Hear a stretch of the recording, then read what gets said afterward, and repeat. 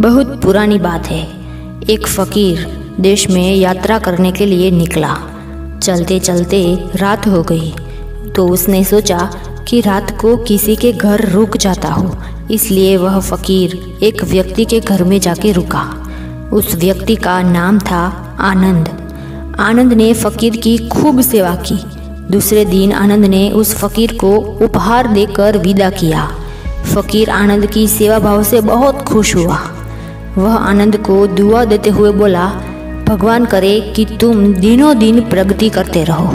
फकीर की इस बात को सुनकर आनंद हंसने लगा और बोला, अरे फकीर, इस वक्त जो भी है यह भी रहने वाला नहीं है। फकीर आनंद की तरफ देखता रह गया और वहाँ से चला गया। देखते देखते कुछ साल बीत गए।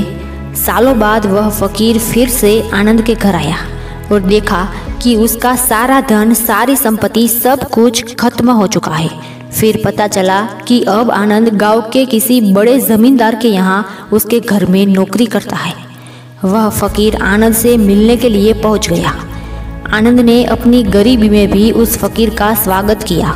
उसकी झोपड़ी में फटी चटाई पर उसे बिठाया और खाने के लिए जो उसके पास सूखी रोटी थी वह फकीर को दे दी।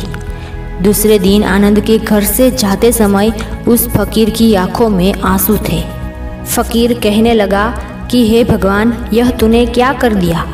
यह सुनकर आनंद फिर हंसने लगा और कहने लगा, अरे फकीर, तू क्यों दुखी हो रहा है। ईश्वर हमें जिस हाल में रखे उस हाल में हमें खुश रहना चाहिए, उसे धन्यवाद देना चाहिए।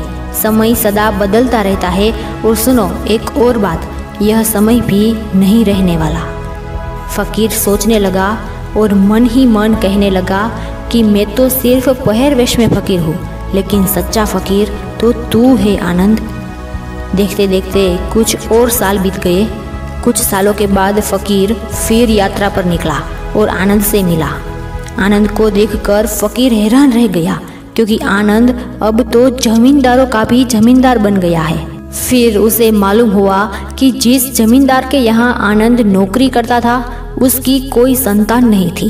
तो मरते समय उस जमींदार ने अपनी सारी जायदाद आनंद को दे दी। फकीर यह सुनकर बहुत खुश हो गया। उसने आनंद से कहा, अच्छा हुआ, वह जमाना गुजर गया। भगवान करे तू ऐसा ही बना रहे। यह सुनकर आनंद फिर हंसने लगा और कहने लगा, अरे फकीर, अभी भी तेरी नादानी वैसी की वैसी ही है। फकीर ने पूछा, क्या यह समय भी नहीं रहने वाला। आनंद ने उत्तर दिया, हाँ, या तो ये सब कुछ चला जाएगा या फिर उसको अपना मानने वाला ही चला जाएगा। यहाँ पर कुछ भी हमेशा रहने वाला है ही नहीं, और अगर कोई चीज़ शाश्वत है तो वह है हमारा आत्मा, हमारे मन की शांति, और बाकी जो कुछ भी है वह हमेशा रह ही नहीं सकता। फकीर ने आनंद की बातों को बहुत ध्यान से सुना और वापस चला गया। कुछ सालों के बाद फकीर जब उसी गांव से गुजर रहा था तब आनंद का महल तो है लेकिन आनंद तो नहीं है। उसमें कबूतर गुटरगू कर रहे हैं, क्योंकि आनंद अब इस दुनिया में नहीं था, उसकी मृत्यु हो चुकी थी। फकीर मन ही मन सोचने लगा, सच कह रहा था आनंद, कुछ भी रहने वाला नहीं है। यह इंसान जिंदगी भर कितना दौड़ता रहता है, रोता रहता है, दुखी होता रहता है। जिन चीज़ों के लिए इंसान तड़पता रहता है वास्तव में वह चीज़ें हमेशा रहने वाली है ही नहीं।